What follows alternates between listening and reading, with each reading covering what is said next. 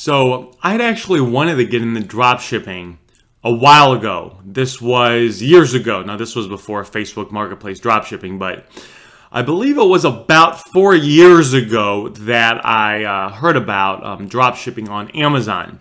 And I wanted to get into it. But there was a part of me that didn't want to get involved in it because I had this belief. And I wish there was a video like this out there when I got started so I could have kind of ridden myself of this belief. And what happened was I saw people dropshipping on Amazon. Again, this was 4 years ago before dropshipping on Marketplace. And I saw people making all this money, and they were talking about how it was easy, and they had teams of VAs running their store, and they were traveling the world. And there was a part of me that gave resistance to this. They gave resistance to this idea that it was possible for me. And it was interesting because I'd been in the self-improvement space for a while now. I've been in it for well over a decade. I've read Robert Kiyosaki's Cash Flow Quadrant. At that point, I'd read that book and I knew about residual income and automated income and how people build successful businesses and they have teams and systems in place that work hard so you don't have to. And I knew about all that and I understood that inside my head, but there was still a part of me almost inside my chest or inside my soul that didn't think it was possible. For me at least. Why? Well, probably because everyone I knew, mom and dad, they both have master's degrees and they both have jobs and they've worked hard for their money.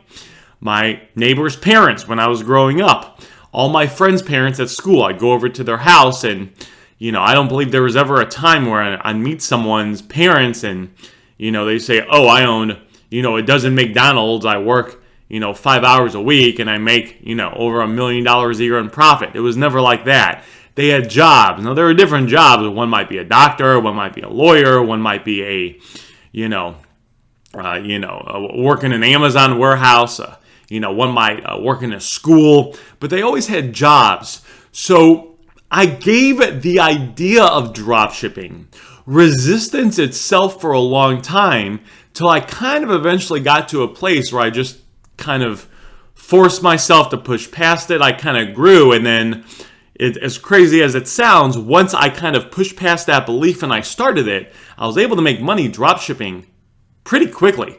I had to kind of push past this idea and this belief that was stuck in my head. It was almost like a roadblock. I wanted to go down this road and get to the end of the road, but there was this big roadblock in the middle of it, in the middle of the road that I couldn't get through, right? I couldn't get through. It's like I just kept hitting it. I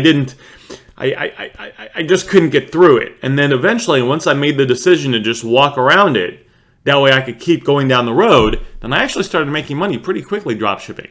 So the point of this video, guys, is I don't know if there's anyone out there that has thought about this or has this idea or this belief as well, but if you do, either consciously or subconsciously, at least what helped for me was just pushing past it, accepting that it was there, but not letting it stop me anymore from making money. Because one of my biggest regrets is I wish I started this sooner.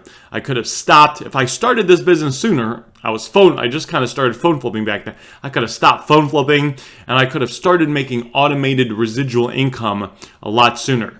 And obviously the worst thing you could do is have this idea that stops you for months or even years from getting started in a business that is very lucrative, that a lot of people are making money with, and has the space and the capacity to hold thousands of more people, literally tens of thousands of more people that can get started and get a piece of this pie.